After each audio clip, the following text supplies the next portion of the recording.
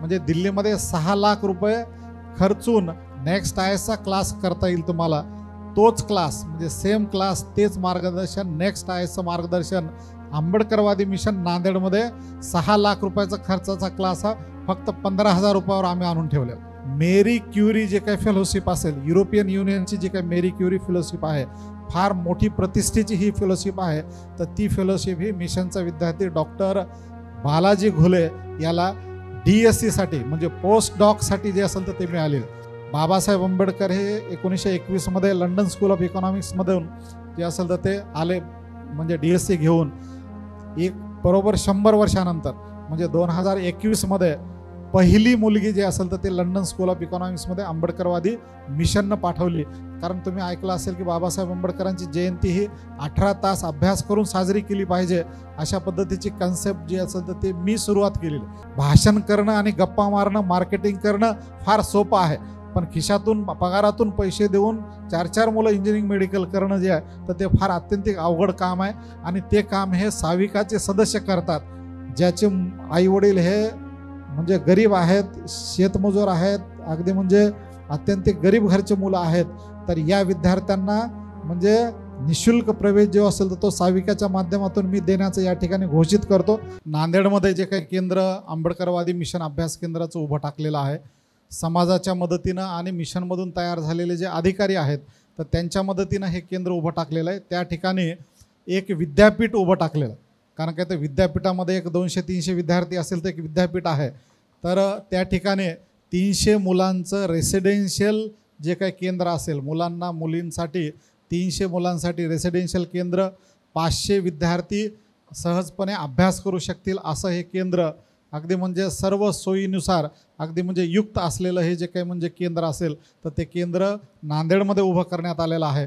आणि त्या ठिकाणी पूर्ण भारतातून मुलं अगदी राजस्थानपासून, अगदी गोव्यापासून, कर्नाटकापासून, तेलंगणा, छत्तीसगडपासून जे काही विद्यार्थी असतील आणि महाराष्ट्रातील विद्यार्थी हे त्या ठिकाणी UPSCच्या तयारीसाठी आणि MPSCच्या तयारीसाठी मोठ्या प्रमाणामध्ये येत आहेत. आणि गेल्या 15 वर्षापासून हे जे काही काम म्हणजे 15 ते 20 वर्षापासून काम सुरू आहे. यामधून काय आता म्हणजे प्रॉडक्ट काय निघालेलं आहे, जवळपास 182 पेक्षा जास्त IAS, IPS, IFS आणि अलाइड अधिकारींना जे असेल तर ते आंबेडकरवादी मिशनमधून तयार करण्यात आलेलं आहे. सोबतच महाराष्ट्रामधून म्हणजे महाराष्ट्रामध्ये जे असतील तर ते जवळपास 500 अधिकारी, महाराष्ट्रामध्ये असा एकही जिल्हा नाही म्हणजे नागपूरमध्ये सुद्धा आंबेडकरवादी मिशनचे म्हणजे पोलीस अधिकारी आहेत, आंबेडकरवादी मिशनचे जे असेल तर ते IPS आहेत. नुकतेच रामटेकला अशित कांबळे जे असेल तर ते मिशनचे IPS होते, आता ते नंदुरबारला ॲडिशनल SP म्हणून जे असेल तर ते त्या ठिकाणी गेलेले आहेत. म्हणजे महाराष्ट्रामध्ये जवळपास 12 जिल्ह्यामध्ये IAS, IPS हे आंबेडकरवादी मिशनचे आहेत. आणि जवळपास 500 पेक्षा अधिक अधिकारी PSI असतील, API असतील, DYSP असतील किंवा बाकी क्लास 1, क्लास 2 जे काय म्हणजे कॅटेगरीचे असतील तर हे सगळे अधिकारी कार्यरत आहेत. आणि सोबत 1000 म्हणजे सरकारी नोकरीमध्ये म्हणजे क्लारिकल कॅडर असेल, पोलीस कॉन्स्टेबल असतील, तलाठी असतील, ग्रामसेवक असतील, तर यामध्ये जवळपास 1000 पेक्षा जास्त विद्यार्थी हे आंबेडकरवादी मिशनचे जे असतील तर ते आजपर्यंत सिलेक्ट झालेले आहेत. तर गेल्या 15 ते 20 वर्षामध्ये मला वाटतं की म्हणजे पॉलिटिकली जरी आपण थोडंसं म्हणजे संघटनात्मक आणि बाकी जे असेल तर काय रिझल्ट समाजाला देतो हा जरी आपल्यासमोर प्रश्न असला तरी आज म्हणजे संपूर्ण देशामध्ये जवळपास एक 15 ते 20% भूभागातला ॲडमिनिस्ट्रेशन पुरवण्याचं जे काही काम असेल तर ते आंबेडकरवादी मिशनच्या माध्यमातून झालं आहे असं आपणाला म्हणायला काही हरकत नाही. तर या ठिकाणी म्हणजे हे जे काही छोटंसं काम नांदेडमध्ये सुरू आहे, दिल्लीमध्ये सुद्धा आंबेडकरवादी मिशनचं जे काही केंद्र असेल तर ते केंद्र आहे. त्या ठिकाणी 2012 पासून जे असेल तर ते मोठ्या प्रमाणामध्ये तिथे सुद्धा विद्यार्थ्यांना जे असेल तर ते सपोर्ट दिला जातो. माझ्यासमोरच या ठिकाणी आदरणीय किशोर मानकर सर आहेत, फार मोठ्या पदावर आहेत, कमिशनर लेवलचे CCF आहेत, ते चीफ कन्झर्वेटिव्ह फॉरेस्टर आहेत.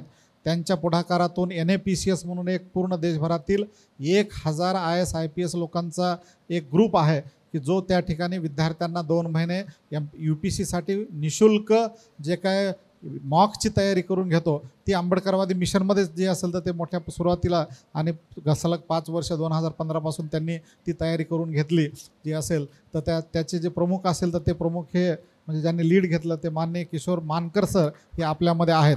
तर ही एक खरं म्हणजे ह्या कार्यक्रमाची शोभा म्हणावी लागेल. आपल्यासाठी एक खूप म्हणजे मोठी बाब जी असेल तर ते सरांचं या ठिकाणी प्रेझेन्स आहे. आणि यवतमाळ बेस्ड आणि नागपूरमध्ये विद्यार्थ्यांसाठी अत्यंतिक खूप मोठं काम, साविकासारखंच फार मोठं काम जे असेल तर ते सरांचं या ठिकाणी सुरू आहे. हे सुद्धा मला या ठिकाणी आवर्जून आपल्यासमोर म्हणजे सांगावं लागेल. तर आंबेडकरवादी मिशनच्या माध्यमातून हे अशा पद्धतीनं अधिकारी जे असेल तर ते निर्माण करण्यात आलेले आहेत. नांदेडमध्ये 300 विद्यार्थ्यांचं, मुलांचं, मुलींचं म्हणजे निवासी जे असेल तर ते निवासी म्हणजे पूर्ण फुल फ्लेज्ड जे काही इन्स्टिट्यूशन असेल. साविकाची 2 वर्षापूर्वी एक मीट जी असेल तर तीसुद्धा आंबेडकरवादी मिशनमध्ये झाली आणि आपण सर्वांनी हे केंद्र जे असेल तर ते पाहिलेलं आहे. त्याच्यामुळं म्हणजे मला वाटतं की फक्त विद्यार्थ्यांना माझं आमंत्रण आहे की त्या ठिकाणी यावं आणि आपण त्या ठिकाणी ह्या सगळ्या गोष्टीचे फॅसिलिटी जे असेल तर त्याचा आपण लाभ घ्यावा. आंबेडकरवादी मिशन नांदेडमध्ये नेमकं काय काय फॅसिलिटी आहेत तुम्हाला, तर त्यामध्ये म्हणजे दिल्लीमध्ये सध्या नेक्स्ट IAS नावाचा क्लास आहे. दिल्लीमध्ये एक 2-3च क्लास असे आहेत की जे बऱ्यापैकी आहेत, ज्यामध्ये वाजीरामचं नाव आपण घेता नेहमी किंवा आता नेक्स्ट IAS आहे. तर नेक्स्ट IASचे यावर्षी 1000 रिझल्टपैकी 800 म्हणजे 608 रिझल्ट जे असेल तर ते नेक्स्ट IASचे म्हणजे 60% रिझल्ट ज्या क्लासचे आहेत. आणि त्याची साधी ऑनलाईन फीससुद्धा 2 लाख रुपये आणि दिल्लीला राहण्याचा आणि बाकीचा खर्च बाकीचा इतर म्हणजे दिल्लीमध्ये 6 लाख रुपये खर्चून नेक्स्ट IASचा क्लास करता येईल तुम्हाला. तोच क्लास म्हणजे सेम क्लास, तेच मार्गदर्शन, नेक्स्ट IASचं मार्गदर्शन आंबेडकरवादी मिशन नांदेडमध्ये 6 लाख रुपयाचा खर्चाचा क्लास हा फक्त 15,000 रुपयावर आम्ही आणून ठेवलेला. म्हणजे फक्त 2 ते 3% खर्चावर अत्यंतिक गरीब घरचे जे काही विद्यार्थी असतील तर या विद्यार्थ्यांनासुद्धा अगदी म्हणजे सहजपणे येऊन त्या ठिकाणी म्हणजे या मार्गदर्शनाचा लाभ घेता येईल. आणि गरीब विद्यार्थी जे म्हणतात की बाबा आम्हाला IAS होण्याचं स्वप्न आहे, म्हणजे गरीब विद्यार्थ्यांचं IAS होण्याचं स्वप्न हे अपूर्ण राहू नये याच्यासाठी हे जे काही क्लासेस असतील म्हणजे दिल्लीला तुम्हाला जाण्याची गरज नाही. दिल्लीचा हा क्लासच आम्ही नांदेडमध्ये आणलेला आहे. आणि महाराष्ट्रामध्ये नेक्स्ट IAS जे असेल तर ते महाराष्ट्रामध्ये कुठेही फॅसिलिटी उपलब्ध नाही, तर ती फक्त आंबेडकरवादी मिशनमध्ये आम्ही उपलब्ध करून दिलेली आहे. त्याच्यामुळं मला वाटतं की म्हणजे ही एक सगळ्यात मोठी संधी ही विद्यार्थ्यासमोर आहे. नागपूरमध्ये या ठिकाणी माझ्यासमोर बसलेल्या विद्यार्थ्यांना मी या ठिकाणी आवाहन करतो की आपण म्हणजे नुकतीच 10 दिवसापूर्वी बॅच सुरू झालेली आहे, आपण नांदेडमध्ये यावं, आंबेडकरवादी मिशन जॉईन करावं आणि या ठिकाणी आपलं IAS होण्याचं जे काही स्वप्न असेल तर ते पूर्ण करण्याच्या दिशेनं जे आहे. कारण काय तर म्हणजे नुसतं ऑनलाईन मार्गदर्शन किंवा मार्केटिंग नाही, तर प्रत्यक्ष कृती त्या ठिकाणी आहे. कारण काय तर प्रत्यक्ष फिजिकली इन्स्टिट्यूशन त्या ठिकाणी उभं टाकलेलं आहे. त्या ठिकाणी जे असेल तर ते प्रत्यक्ष तुम्हाला देशपातळीवरचं टॉप लेवलचं जे काही मार्गदर्शन असेल तर ते मार्गदर्शन विद्यार्थ्यांसाठी उपलब्ध आहे.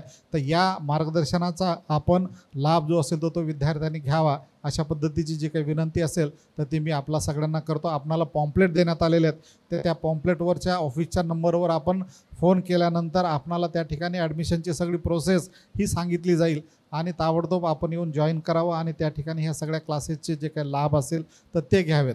UPCच्या सोबत MPCचे ऑफलाईन जे काही क्लास असतील, क्लासरूम क्लासेस जवळपास 4 ते 5 तासाचा दररोजचा तिथं शेड्यूल आहे.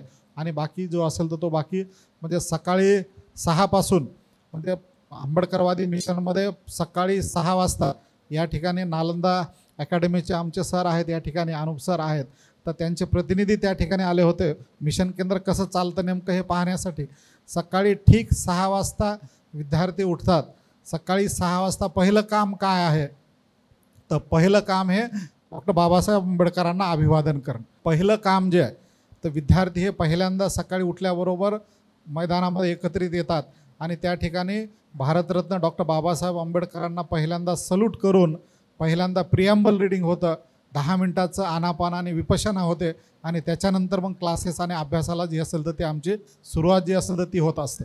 तर अगदी सकाळपासून ते रात्री 12पर्यंत 18 तासाचा जो काही शेड्यूल आहे तर हा सगळा शेड्यूल जो आहे तो आम्ही म्हणजे त्या ठिकाणी तयार केलेला आहे. आणि त्या पद्धतीनं विद्यार्थ्याकडून अभ्यास करून घेणं, क्लासेस असतील, टेस्ट असतील, बाकीच्या ह्या सगळ्या ज्या काही ॲक्टिव्हिटी असतील तर ह्या ॲक्टिव्हिटी वर्षभर चालतात.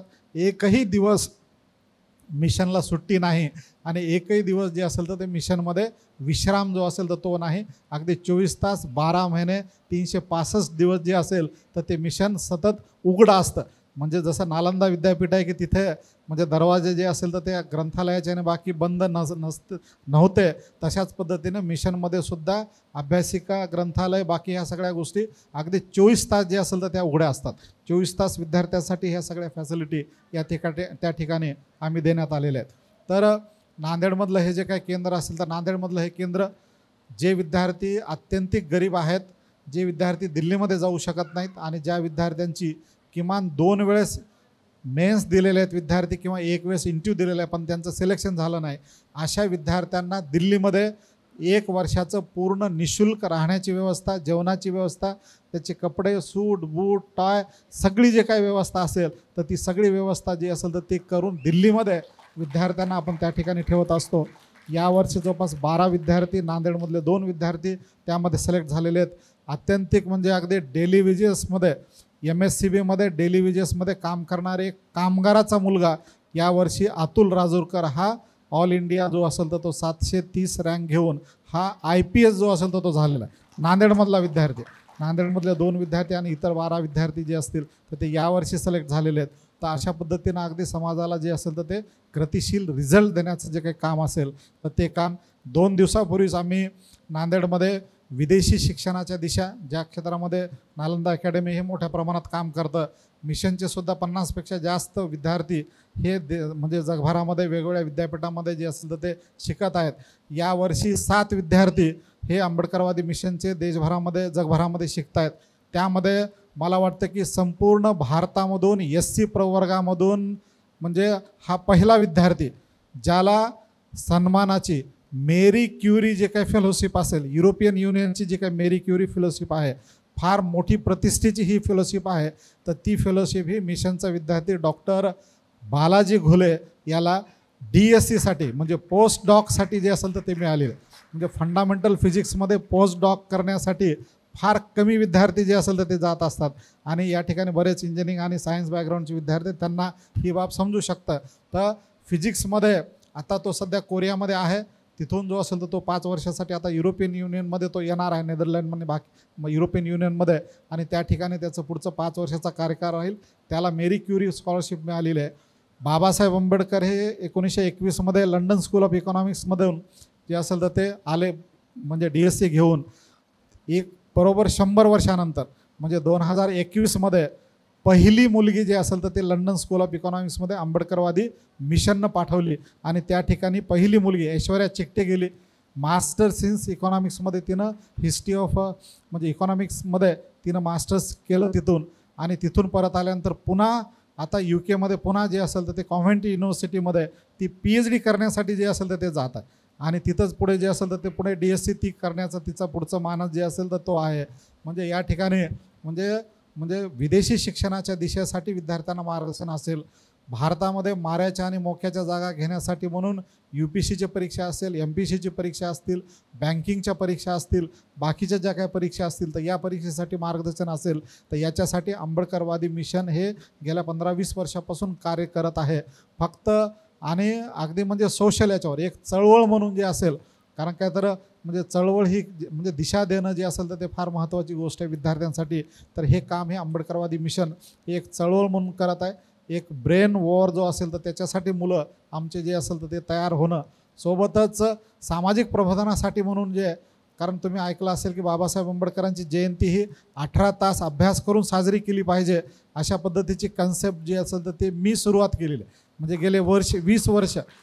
गेले 20 वर्ष आम्ही हे कन्सेप्ट राबवतो आणि 18 तास अभ्यास करून जयंतीच्या दिवशी लाखो विद्यार्थी हे 18 तास अभ्यास करून जयंती साजरी करत असतात, देशभर साजरी करतात. अगदी JNU पासून ते अगदी म्हणजे नॉर्थ टू साऊथपर्यंत अनेक विद्यापीठामध्ये, 150पेक्षा जास्त विद्यापीठामध्ये, महाराष्ट्रातल्या जवळपास सगळ्या विद्यापीठामध्ये हा उपक्रम जो असेल तर तो लागतो. आंबेडकरवादी मिशनमध्ये दर आठवड्याला बुधवारी आणि रविवारी दर आठवड्याला 2 वेळेस 18 तास अभ्यासाला विद्यार्थ्यांना आम्ही कंपल्सरी बसवत असतो. कारण का तर त्यांना हार्डवर्क करण्याची आणि बाकीची त्यांच्यामध्ये जे काही जिद्द असेल आणि बाकी जी असेल तर ती तयार होईल याच्यासाठीचा हा जो काही प्रयत्न असेल तर तो प्रयत्न त्या ठिकाणी करण्यात येतो. तर ही सगळी जे काही प्राथमिक जे काही माहिती असेल तर ती आंबेडकरवादी मिशन आणि बाकीच्या संदर्भामध्ये एकीकडे सामाजिक प्रबोधनाचं संदर्भातलं काम, दुसरीकडे स्पर्धा परीक्षेसाठी मुलं तयार करण्याचं काम. पण मला वाटतं की म्हणजे सगळेच विद्यार्थी काय अधिकारी होऊ शकत नाहीत. माझ्याकडे आले 300 विद्यार्थी, तर सगळ्याचे सगळे अधिकारी होत नाहीत. पण प्रश्न असा आहे की दरवर्षी किमान 1000 विद्यार्थ्यांना जे असेल तर ते म्हणजे आयडिओलॉजिकली ग्रूमिंग करण्याचं जे काही महत्त्वाचं काम आहे. कारण मी तर म्हणतो की अधिकारी तयार होणं हे बाय प्रॉडक्ट मानतो आम्ही. कारण काय तर महत्त्वाचा उद्देश आमचा हे आहे की या ठिकाणी नवीन पिढी ही आंबेडकरवादी झाली पाहिजे, हे आमचं महत्त्वाचं टार्गेट आहे. कारण काय तर नुसते अधिकारी करून काही कामाचे नाही. कारण काय तर पढे लिखे लोगोने धोका दिया, हे बाबासाहेबांना जे म्हणलेलं आहे त्रिकालाबाधी सत्य आहे ते. कारण काय तर ते त्यावेळेसच सत्य होतं, आजही ते सत्य आहे आणि मला वाटतं ते उद्या सत्य राहणार. कारण काय तर साविकांना आपणही पहा, आपल्यासोबत आमच्या चर्चा होत असतात. समजा जर फॉरेनमध्ये जर 100 लोक असतील तुमच्या संपर्कामध्ये, तर त्याच्यापैकी 10 लोक फार ॲक्टिव्ह असतात, बाकीचे 90 लोक हे झोपा काढत असतात. म्हणजे गोपनारायण साहेबासारखा एखादा माणूस असतो की जो असेल तर तो 4 म्हणजे आपल्या 2 लेकरांना सांभाळणं अवघड आहे, 4 मुलांना ते इंजिनिअरिंग आणि मेडिकलसाठी फायनान्स करतात. अगदी 1 तारीख म्हणजे 1 तारखेला त्यांना पैसे जे असेल तर ते पाठवतात आणि सपोर्ट ते करतात. 4 मुलं इंजिनियर डॉक्टर करणं ही साधी गोष्ट नाही. गप्पा मारणं नाही, भाषण करणं आणि गप्पा मारणं, मार्केटिंग करणं फार सोपं आहे. पण खिशातून पगारातून पैसे देऊन 4 मुलं इंजिनिअरिंग मेडिकल करणं जे आहे तर ते फार अत्यंतिक अवघड काम आहे. आणि ते काम हे साविकाचे सदस्य करतात, तर ही फार मोठी गोष्ट आहे. इथे सोनवणे साहेब आहेत, अगदी म्हणजे तिथं म्हणजे मुलांना घेऊन ते ग्रूमिंग करतात, त्यांना ॲडिओलॉजिकल मार्गदर्शन करतात. किंवा आमचे जे काय म्हणजे संजय घोडेस्वार साहेब आहेत लातूरचे, म्हणजे आमच्यासाठी मिशनसाठी म्हणजे संजय साहेबाची जे असेल म्हणजे त्यांना मदतीसाठी जेव्हा मी हाक मारेल तेव्हा ते मदतीसाठी, आर्थिक मदतीसाठी जे असेल तर ते संजय साहेब जे असेल तर ते म्हणजे सौदी अरेबियाहून तात्काळ तयार असतात ते मदतीसाठी. तर अशा पद्धतीचे एक सक्रिय जे काय म्हणजे हा जो काही ग्रुप असेल तर हा ग्रुप या ठिकाणी म्हणजे कार्यरत आहे. त्याच्यामुळे मला वाटतं की ठीक आहे, बोटावर मोजण्यासारखे तेवढे असतील, पण पढे-लिखे लोकांनी धोका नाही दिला असा सुद्धा एक वर्ग जो असेल तर तो तयार होत आहे. आणि त्या वर्गामध्ये मला वाटतं की साविका ही जी असेल तर ते महारामध्ये सगळ्यात ॲक्टिव्ह ग्रुप जो असेल तर तो म्हणावा लागेल. या ठिकाणी मानकर साहेबाचा सुद्धा जो 500 कर्मचारी अधिकाऱ्यांचा ग्रुप जो असेल तर तो सुद्धा तशाच पद्धतीनं जे असेल तर ते AF नावाचा जो काही ग्रुप आहे तर तो सुद्धा आसान फाउंडेशनचा तो सुद्धा अशाच पद्धतीनं काम करत आहे. तर या ठिकाणी म्हणजे हे जे काही म्हणजे काम असेल, कारण काय तर अधिकारी निर्मिती करणं, कारण हे अशा पद्धतीनं एलाइट क्लास तयार करणं तर ही एक समाजाची ताकद आहे. पण प्रश्न असा आहे की नुसते अधिकारी तयार केले आणि ते जर समाजाचे काही कामही नाही आले तर मला वाटतं की त्यांचा काही उपयोग नाही. त्याच्यामुळं आंबेडकरवादी अधिकारी, नुसते अधिकारी नाही तर आंबेडकरवादी अधिकारी तयार झाले पाहिजे. समाजाचं काही देणं लागलं या पद्धतीनं काम झालं पाहिजे. पे बॅक टू सोसायटी जे असेल तर ते झालं पाहिजे. नवीन पिढीला जे असेल तर ते मदतीचा जो काही हात असेल तर तो देता आला पाहिजे. याच्यासाठी मला वाटतं की मोठ्या प्रमाणामध्ये मिशनमधून विद्यार्थी तयार करण्याचं जे काही काम असेल तर ते काम म्हणजे करण्याचा प्रयत्न आम्ही करत आहोत. या ठिकाणी मोठ्या प्रमाणात विद्यार्थी आहेत. म्हणजे जाता जाता मला वाटतं की त्यांच्यासाठी UPSC आणि MPSCसाठी नेमका अभ्यास कसा करायचा, कारण की तर नेमकं काय करायचं एक फक्त पंचसूत्री आहे, तेवढंच मी तुम्हाला या ठिकाणी सांगेल. कारण काय तर त्यासाठी एखादा वेगळा कार्यक्रम किंवा एखादा वेगळं दिवसभराचं वर्कशॉप जर समजा आपण साविकाच्या माध्यमातून अरेंज केलं इथं तर त्याच्यासाठी हजारो विद्यार्थी आपल्याला या ठिकाणी बोलवून त्यांना विशेषतः कारण तो विषय मोठा विषय आहे. आताच डॉक्टर साहेबांनी या ठिकाणी जसं स्ट्रेस मॅनेजमेंट आणि बाकीचा विषय, सरांचा विषय हा 1 दिवसाचा आहे, मोठा विषय आहे, किमान 2-3 तासाचा आहे आणि फार अभ्यासपूर्वक सर मांडणी या ठिकाणी करत होते. सरांचं एखादं व्याख्यान आम्ही मिशनमध्ये ठेवण्याचा प्रयत्न करू की जेणेकरून म्हणजे सरांचा लाभ जो असेल तर तो तिथल्या विद्यार्थ्यांना होईल. तर दिवसभरासाठी आपल्याला स्पर्धा परीक्षेसाठी व्याख्यान आणि बाकी जे काही कार्यशाळा असेल तर ती घेता येईल. पण या ठिकाणी नेमकं करायचं काय, कारण का ते एक लक्षात घ्या की UPSC म्हणजे IAS असेल, IPS असेल तर ही काही म्हणजे ही जर एक टेक्निकल एक्झाम जरी असली आणि जगामधली सगळ्यात नंबर 2ची कठीण परीक्षा आहे. UPSCची परीक्षा ही जगातली नंबर 2ची कठीण परीक्षा मानली जाते. पहिल्या नंबर 1ची कठीण परीक्षा ही इंग्लंडमधली जे काही सिव्हिल सर्व्हिसेस आहे तर ती परीक्षा ही नंबर 1ची मानली जाते. आणि भारतातली ही सिव्हिल सर्व्हिसेस जगातली नंबर 2ची कठीण परीक्षा आहे.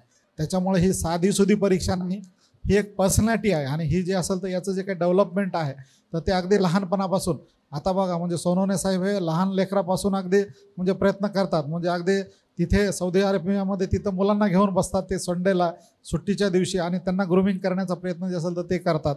त्याच्यामुळं डिग्री झाल्याबरोबर कुठला तरी फॉर्म भरला आणि तुम्ही परीक्षेची तयारी करालात, कुठला तरी क्लास लावलात आणि जे असेल तर ते तयारी व्हायला असा साधा सोपा हा विषय नाही.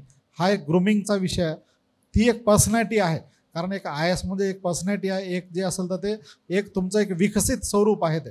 कारण काय तर एक उच्च शिक्षणाचं आणि तुमच्या कल्टिवेशनचं डॉक्टर बाबासाहेब आंबेडकरांनी जसं सांगितलं की कल्टिवेशन ऑफ माइंड हे अल्टिमम एम आहे आपलं.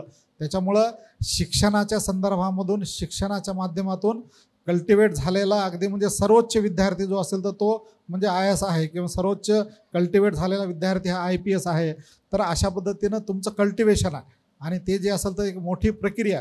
काही विद्यार्थ्यांना 2 वर्ष लागतात, 3 वर्ष लागतात, 4 वर्ष लागतात, 5 वर्ष लागतात. कारण काय तर आम्ही नेहमी सांगतो की 5 वर्षाचा हा पंचवार्षिक योजनाच आहे. म्हणजे हा काय म्हणजे एवढा सोपा साधा विषय नाही, पण हा काय अवघड विषयसुद्धा नाही. तर त्याच्यासाठी म्हणजे काही टेक्निक जे असेल तर त्या तुम्ही जर फॉलो केल्या तर मला वाटतं की तुम्हाला यश हे लवकरात लवकर मिळू शकेल. जर तुम्ही पहिली गोष्ट आहे, जर तुम्ही अभ्यासात दर दिवशी किमान 12 ते 15 तास जर तुम्ही अभ्यास केला तर तुम्हाला 2 वर्षामध्ये रिझल्ट येऊ शकेल. तुम्ही जर 15 तासापेक्षा जास्त अभ्यास केला, कारण काय तर 12 तासापेक्षा कमी अभ्यास केला तर तुमचा रिझल्ट हा कधीच येण्याची शक्यता जी असेल तर ते म्हणजे नाही असं म्हणायला काही हरकत नाही. कारण काय तर म्हणजे असे एवढे एक्सलन्स मुलं नसतात. बाहेर आता इंटरव्ह्यूमध्ये इकडे तिकडे काहीतरी फेकाफेकी करत असतात. 8 तास अभ्यास केला, 5 तास अभ्यास केला, असं कधी कोणी काही होत नाही. कारण आम्ही म्हणजे आयुष्यभर पाहतोय आम्ही विद्यार्थी. तर किमान 12 ते 15 तासाचे पहिलं एक लक्षात ठेवायचं की तुम्हाला दररोज 12 ते 15 तासाचं म्हणजे हार्ड डेडिकेशनचं म्हणजे जे असेल तर ते त्याची तयारी तुम्हाला ठेवावी लागणार. पहिली ती मानसिक तयारी पाहिजे तुमची. नाहीतर उगा आपला काहीतरी मी क्लास लावला, कुठंतरी लाखो रुपयाचा क्लास लावला, आईवडिलांनी क्लास लावून दिला आणि त्याचं डेडिकेशन नाही, त्याचं डिव्होशन नाही, त्याचा अभ्यास नाही. तो जर स्वतः अभ्यास करायची तयारी नसेल आणि स्पर्धा परीक्षेमध्ये क्लासेस मार्गदर्शन हे फक्त त्यांचा रोल हा फक्त 1% आहे. कारण क्लासेसवाल्यांचा रोल हा फक्त 1% आहे. फक्त तुम्हाला डायरेक्शन घ्यायचं आहे. कारण तुम्ही त्या म्हणजे क्षेत्रामध्ये नवीन असता, त्यामुळं परीक्षा काय, परीक्षेचं स्वरूप काय, त्याची डेप्थ काय, बाकीच्या ह्या सगळ्या गोष्टी एवढं फक्त कळण्यासाठी म्हणून क्लासेस आहेत. बाकी 99% मेहनत ही तुम्हाला स्वतःला घ्यायची आणि त्याच्यासाठी 12 ते 15 तासाची तुमची बैठक जी आहे तर ती पाहिजे. प्रचंड हार्ड मेहनत जी असेल तर ती पाहिजे. ती तयारी असेल तर या क्षेत्रात या. अन्यथा जे असेल तर हे क्षेत्र म्हणजे हलकं फुलकं क्षेत्र नाही. कारण काय तर तुम्ही जर हलक्यामध्ये घेताल त्याला तर त्याच्यासाठी हा विषय जो असेल तर तो नाही. पहिल्यांदा तुम्हाला खूनगाठी बांधावं लागेल तर 12 ते 15 तासाचा अभ्यास करायचा आहे. दुसरी जी बाब असेल तर ती म्हणजे तुम्हाला त्याच्या ज्या काय म्हणजे सिलेबस आहे, UPSCचा असेल किंवा MPSCचा असेल तर त्याचा जो काही सिलेबस असेल तर तो सिलेबस तुम्हाला बाय हार्ट पाहिजे. अगदी म्हणजे प्रिलिमचा सिलेबस, मुख्य परीक्षेचा सिलेबस, त्याचे सगळे जे काही कंटेंट जवळपास UPSCमध्ये म्हणजे जनरल स्टडीमध्ये 1000 म्हणजे एरियाचा तुम्हाला अभ्यास करावा लागतो. प्रत्येक पेपरमध्ये नियर अबाउट 200 ते 250 एरियाज आहेत. म्हणजे 200 ते 250 म्हणजे एरियाचा अभ्यास. अशा पद्धतीनं जवळपास 1000 एरिया हा जनरल स्टडीचा एरिया. म्हणजे होतं काय की तुम्हाला म्हणजे म्हणजे तुमचं इतिहास, भूगोल, इकॉनॉमिक्स, विज्ञान, तुमचं सायन्स, तुमचं जे असेल तर ते पॉलिटी, या सगळ्या क्षेत्रामध्ये, पर्यावरण, या सगळ्या क्षेत्रामध्ये असा एकही विषय सुटत नाही की जो विषय जो असेल तर तो सोडून द्यावा असा काही विषय नाही. कारण 1000 विषयाचा अभ्यास करणं म्हणजे एवढं सोपी गोष्ट नाही आहे. कारण काय तर त्याच्यामुळं हे सगळे एरियाज म्हणजे तुमचा सिलेबस हा तुम्हाला बाय हार्ट पाहिजे. सिलेबसचा व्यवस्थित अभ्यास करणं आणि सिलेबस हा पूर्णपणे समजून घेणं ही तुमची पहिली स्टेप आहे. बऱ्याच वेळेस विद्यार्थी सिलेबस न समजून घेता आपला अभ्यासाला लागतात, कुठलं तरी गाईड आणून आपला अभ्यासाला लागतात. तर तसं न करता सिलेबस समजून घ्या, सिलेबसचा बारकाईनं अभ्यास करा. पहिल्यांदा सिलेबस समजून घेण्यासाठी एखादा आठवडा लावला तुम्ही तरी चालेल. सेकंड स्टेपमध्ये तुम्ही प्रिव्हियस इयरचे जे काही क्वेश्चन पेपर आहेत, प्रिव्हियस इयरचे क्वेश्चन्स पेपर हे 1 वेळेस, 2 वेळेस, 3 वेळेस, 4 वेळेस, 5 वेळेस नाही तर किमान 100 वेळेस तुम्ही वाचा ते पुस्तक. कारण काय तर त्या गोष्टी खूप महत्त्वाच्या आहेत. तर मी सांगतो की तुम्हाला प्रिलिमचे क्वेश्चन पेपर, मुख्य परीक्षेचे क्वेश्चन्स पेपर हे किमान प्रत्येक क्वेश्चन पेपर हा तुम्ही 100 वेळेस वाचणं आवश्यक आहे. कारण काय तर तरच तुम्हाला त्या म्हणजे नेमके प्रश्न कसे फ्रेम होत आहेत, प्रश्न फ्रेम करण्याची सायकोलॉजी असेल, बाकीच्या सगळ्या गोष्टी असतात त्याची डेप्थ तुम्हाला समजते. पहिल्या स्टेपमध्ये तुम्ही सिलेबस जो असेल तर तो बाय हार्ट करणं. दुसऱ्या स्टेजमध्ये तुम्ही प्रिव्हियस इयरचे क्वेश्चन पेपर जे असतील तर ते जे असेल ते पाठ करणं किंवा ते जे असेल तर ते समजून घेणं आणि त्याचं विश्लेषण करणं. थर्ड स्टेजमध्ये NCERTचे जे पुस्तक आहेत, कारण का ते याला फार हलक्यात घेण्याची म्हणजे मुलं घेतात. 6वी ते 12वीपर्यंत NCERTचं जिओग्राफी, हिस्ट्री, 7वी ते 10वीचं सायन्स आणि 11वी 12वीचं इकॉनॉमिक्स असेल, पॉलिटी असेल, हिस्ट्री असेल, जिओग्राफी असेल, म्हणजे हे जे काही विषय आहेत 6वी ते 12वीपर्यंत NCERTचे जे काय म्हणजे हे पुस्तकं आहेत, तर हे सगळे 30-35 पुस्तकं, त्या पुस्तकामध्ये पान म्हणजे दगड जरी समजा दगडाचा जरी फोटो दिला असेल तर तो त्या दगडसुद्धा तुमच्यासाठी महत्त्वाचा आहे. कारण काय तर त्या दगडावर सुद्धा प्रश्न जे असेल तर ते आलेले आहेत. पानावर फुलं असतील, काही असो, म्हणजे अगदी म्हणजे रीड बिटवीन लाईन म्हणतात, तर आम्ही सांगतो की रीड वर्ड अँड वर्ड, एक ना एक शब्द जो आहे तर तो तुम्हाला समजून घेणं आणि तो जो असेल तर तो त्याच्या कन्सेप्च्युअल सगळ्या क्लॅरिटी ही तुम्हाला पाहिजे. त्याच्यामुळे NCERTचे 6वी ते 12वीपर्यंतचे हे सगळे पुस्तकं पहिल्यांदा तुमचे म्हणजे अगदी क्लिअर पाहिजेत. आम्ही विद्यार्थ्यांना सांगतो NCERTचे पुस्तकं किमान 5 वेळेस वाचा आणि त्याचं 5 वेळेस किमान रिव्हिजन द्या तुम्ही. ठीक आहे, म्हणजे किमान 10 वेळेस ह्या सगळ्या गोष्टी रिपीट तुमच्या झाल्या पाहिजे. 5th स्टेजमध्ये रेफरन्स बुक्स, एका विषयासाठी फक्त 2च पुस्तकं, एक चांगलं गाईड आणि एक चांगलं रेफरन्स बुक्स. कारण काय तर त्या विषयाचं बायबल ऑफ दॅट सब्जेक्ट जे असेल तर ते त्या विषयाचं एक जे असेल तर ते पुस्तक चांगलं जे असेल तर रेफरन्स बुक्स आणि एक जे असेल तर त्या विषयाचं गाईड. तर अशा पद्धतीनं समजा पॉलिटी घ्यायचं असेल, पॉलिटीचं सध्या गाईड लक्ष्मीकांतचं छान आहे, किंवा पॉलिटीचं तुम्हाला जर पुस्तक वापरायचं असेल तर मग तुम्हाला DD बसवचं जे असेल तर ते पुस्तक घेता येईल.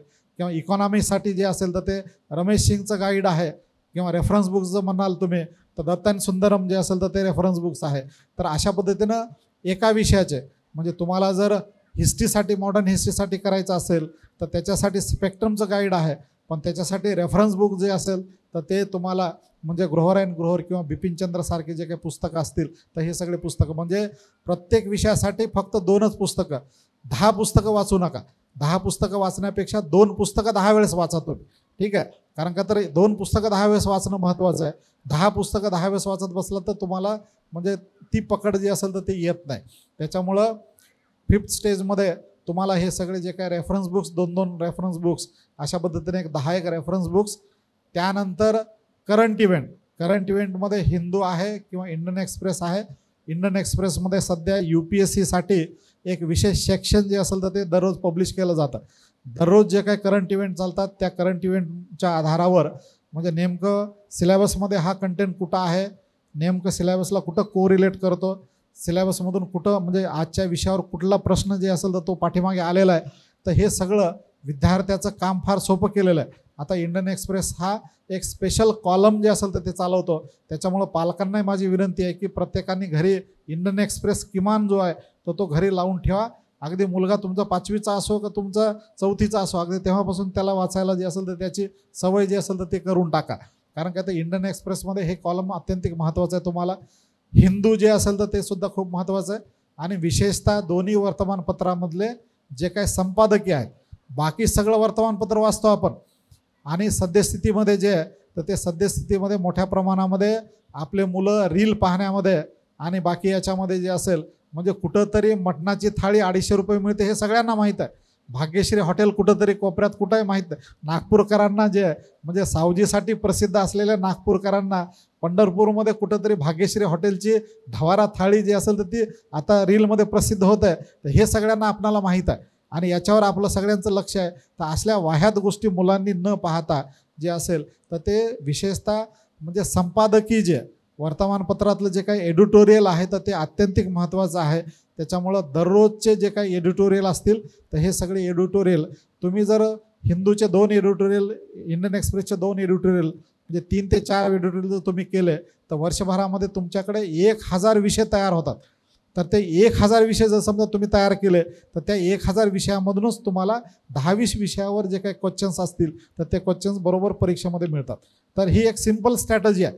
त्याच्यासाठी वर्तमानपत्र जे असेल तर ते वाचणं म्हणजे तुम्ही पहिल्यांदा सिलेबसचा अभ्यास केला, प्रिव्हियस इयरच्या क्वेश्चन पेपरचा अभ्यास केला, NCERTचा अभ्यास, सोबत 2 रेफरन्स बुकचा अभ्यास आणि त्याच्यासोबत मग करंट इव्हेंटमध्ये वर्तमानपत्र, एडिटोरियल, त्या एडिटोरियलला प्रिव्हियस इयरचे क्वेश्चन्स आणि प्रिव्हियस जो काही आपला सिलेबस असेल तर त्या सिलेबसला कोरिलेट केलं. त्याच्यानंतर नेक्स्ट स्टेपमध्ये जे मेन परीक्षेसाठी जे रायटिंग स्किल आहे, कारण काय तर लिखाणासाठी जे काही म्हणजे स्किल असेल तर ते अत्यंतिक महत्त्वाचे आहे. विशेषतः महाराष्ट्रातील मुलं, SCचे महाराष्ट्रामधून दरवर्षी किती मुलं पास होत आहेत? एक 12 ते 15 मुलं महाराष्ट्रातून SC कॅटेगरीमधून पास होतात. UPSCमध्ये पोस्ट किती असतात? एक 150 पोस्ट किमान असतात तुम्हाला. 150 पोस्टमधून महाराष्ट्रामधून फक्त 10% मुलं पास होत आहेत. एकीकडे फुले शाहू आंबेडकरांचं नाव घेतो आपण, खरं तर महाराष्ट्रातून एक 5-50 मुलं तरी IAS IPS व्हायला काही हरकत नाही, पण जे असेल तर ते मुलं 10 ते 12 मुलाच्या पुढे जायला तयार नाहीत. मुलं म्हणतात आम्हाला मार्गदर्शन नाही, बाकी ह्या सगळ्या गोष्टी आहेत. एकीकडे बार्टी तुम्हाला सवलती देत आहेत, 200 मुलं दिल्लीला पाठवत आहेत. एकीकडे आंबेडकरवादी मिशनमध्ये दिल्लीचा क्लास आम्ही आणून ठेवलेला आहे. पण मला वाटतं की ही जे असेल आणि याचं जे काही कारण आम्ही शोधतोय आता, कारण याच्या कारणामध्ये गेल्यानंतर आम्हाला हे लक्षात येतं की स्कूलिंगपासून जे काही ग्रूमिंग आहे, स्कूलिंगपासूनचं जे काही म्हणजे मुलांचं एज्युकेशन स्टँडर्ड आहे, तर अप टू मार्क त्या पद्धतीचं मुलं जे असेल तर ते अजून आम्हाला भेटत नाहीत. कारण काय तर याच्याविषयी सुद्धा या ठिकाणी म्हणजे मान्यवर खूप आहेत. तर या सगळ्या लोकांनी विचार करायला पाहिजे. कारण काय तर स्कूलिंगमधून जे काही ग्रूमिंग होऊन जे काही मुलं यायला पाहिजेत, तर ते मुलं त्या पद्धतीचे जे काही मुलं जे असेल तर ते अजून म्हणजे तयार होत नाहीत. त्याच्यामुळं मोठ्या प्रमाणात महाराष्ट्रामध्ये हा टक्का सुद्धा जो असेल तर तो काही वाढत नाही. त्याच्यामुळं त्याच्यासाठी सुद्धा म्हणजे प्रयत्न जो असेल तर तो आपला झाला पाहिजे. तर हे जे काही 4-5 टप्पे आहेत, रायटिंग स्किल हे अत्यंतिक महत्त्वाचे. UPSCसाठी आता MPSCमध्ये सुद्धा सेम सिलेबस आलेला आहे, सेम कॉपी पेस्ट आहे. UPSCचा जो सिलेबस आहे तोच सिलेबस हा MPSCमध्ये जो असेल तर तो आलेला आहे.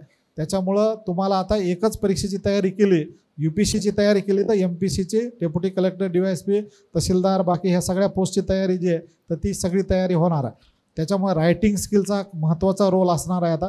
त्याच्यामुळं विद्यार्थ्यांनी राईट फ्रॉम फर्स्ट डे तुमच्या अभ्यासाची सुरुवात केलेल्या पहिल्या दिवसापासून तुम्ही लिखाणासाठी जे असेल तर ते तयार व्हा. 2-2 उत्तरं किंवा 2 म्हणजे कुठल्याही विषयावर तुम्ही लिहिण्यासाठी जे असेल तर ते सुरुवात करा. मी स्वतः ज्यावेळेस स्पर्धा परीक्षेची आम्ही जेव्हा सुरुवात केली होती, तर मी डायरेक्ट म्हणजे मी ज्यावेळेस BA फर्स्ट इयरला होतो त्यावेळेस मी आंतरराष्ट्रीय राजकारणावर कॉलम लिहायचो.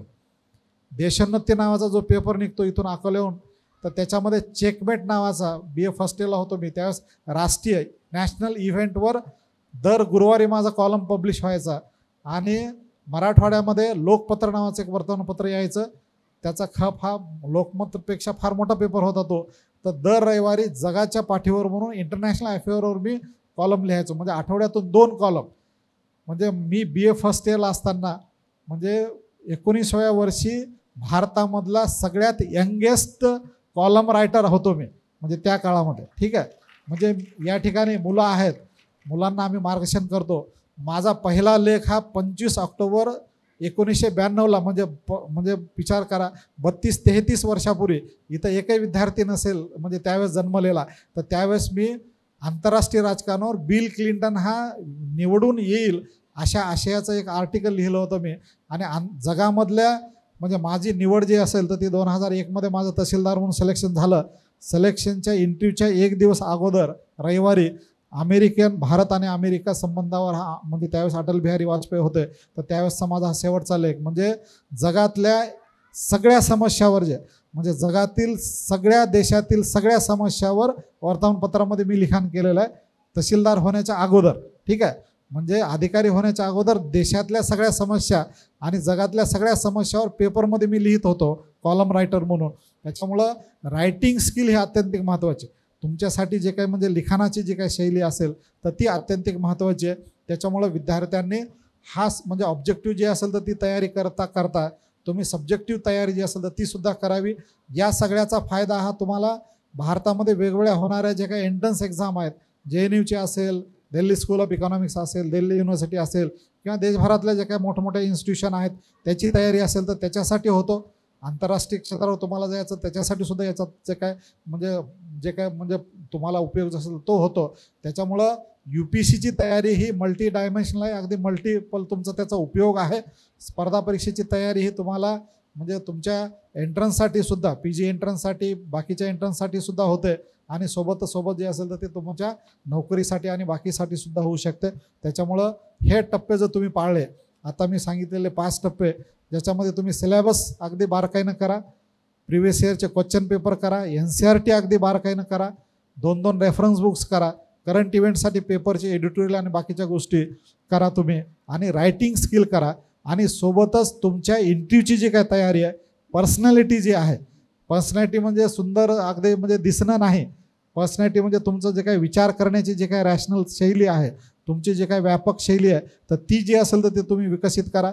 भाषण असेल, बोलणं असेल, वागणं असेल, अगदी म्हणजे तुमचं म्हणजे राहणीमान असेल, बाकी ह्या सगळ्या गोष्टी, तुमची देहबोली असेल, तुमच्या ह्या सगळ्या गोष्टी जे असतील तर त्या सगळ्या गोष्टीवर आतापासून जे असेल तर ते बारकाईनं काम करायला लागा. कारण काय तर ह्या सगळ्या गोष्टी खूप महत्त्वाच्या आहेत. कारण काय तर मुलं आपले फार ढालेढिले आहेत, अगदी म्हणजे व्यायाम करत नाहीत, अगदी म्हणजे एक्झरसाईज नाही, बाकी म्हणजे कुठं कॉन्फिडन्स नाही, स्टेजवर येऊन कधी बोलत नाहीत, कुणासोबत बोलत नाहीत, रूममध्ये झोपून राहतात, रूममध्ये बसून राहतात मुलं, अगदी कोणी आलं घरी तरी त्याला समोर येऊन जयभीम करण्याची सुद्धा जे असेल तर ते तयारी आपली नसते. तर हा सगळा स्वभाव जो असेल तर सोडून दिला पाहिजे. समाजामध्ये या, तुम्ही आलेल्या लोकांना भेटा, टॉकेटिव्ह राहा, बोलत राहा, बोललं पाहिजे, समाजामध्ये आलं पाहिजे, समाजातल्या सगळ्या कार्यक्रमाला जा, अटेंड करा, तिथून शिका, तुम्ही स्वतःचं जे काही व्यक्तिमत्व असेल तर ते तयार करा, आणि स्पर्धा परीक्षेसाठी जे असेल तर ते तुम्ही म्हणजे तयार व्हा, अधिकारी व्हा, आणि अधिकारी होऊन जे असेल तर ते म्हणजे देशाचं नेतृत्व करा, पण समाजाचं सुद्धा जे असेल तर ते नेतृत्व करा. आणि पेबॅकसाठी आंबेडकरवादी अधिकारी म्हणून आपण जे असेल तर ते पुढे या, अशा पद्धतीची अपेक्षा साविकाची आहे, आंबेडकरवादी मिशनची आहे. त्याच्यासाठी आपण सर्व विद्यार्थ्यांनी तयार व्हावं अशी एक विनंती या ठिकाणी करतो मी. सोबतच या ठिकाणी मी आव्हान करतो विद्यार्थ्यांना, ज्याचे आईवडील हे म्हणजे गरीब आहेत, शेतमजूर आहेत, अगदी म्हणजे अत्यंत गरीब घरचे मुलं आहेत, तर या विद्यार्थ्यांना म्हणजे निशुल्क प्रवेश जो असेल तर तो साविकाच्या माध्यमातून मी देण्याचं या ठिकाणी घोषित करतो. कोणी विद्यार्थी जर गरीब असेल, आणि इथं जेवढे साविकाचे मेंबर आहेत त्या सगळ्यांना हा अधिकार देतो मी. सोनवणे साहेब आहेत, गोपनारायण साहेब आहेत, सगळे मान्यवर इथं सगळे सर आहेत, सगळ्यांना हा अधिकार. मिशन म्हणजे काय माझं नाही, हे तुमचं आहे, साविकाचं आहे मिशन, सगळ्यांचं आहे, समाजाचं आहे. त्यांना मी हा अधिकार देतो की आपणाला जो कोणी गुणवंत मुलगा दिसेल, जो कोणी गुणवंत मुलगा दिसेल, आणि कुठल्याही जातीचा असो, अगदी मुस्लिम असो, मराठा असो, लिंगायत असो, कुठला SC ST OBC NT DNT कुठलाही विद्यार्थी असो, कुठल्याही जाती धर्मातला विद्यार्थी असो, जर गरीब विद्यार्थी असेल आणि गुणवंत विद्यार्थी असेल तर त्याला बिनधास्त आंबेडकरवादी मिशनमध्ये पाठवा. तुम्ही फक्त मुलं पाठवा, त्यांना अधिकारी करून देण्याची जबाबदारी जी असेल तर ते मिशन घेईल, एवढी विनंती मी या ठिकाणी साविकाकडे करतो. आणि त्यांनी म्हणजे अगदी मिशनसाठी नेहमी सपोर्टिव्ह सिस्टीम आहे. साविकाचे मी या ठिकाणी ऋण व्यक्त करतो, सर्व मेंबरचे, सगळ्या मान्यवरांचे. आणि या ठिकाणी माझं लांबलेलं जे काही मनोगत असेल तर ते या ठिकाणी थांबतो. जय भीम, जय भारत.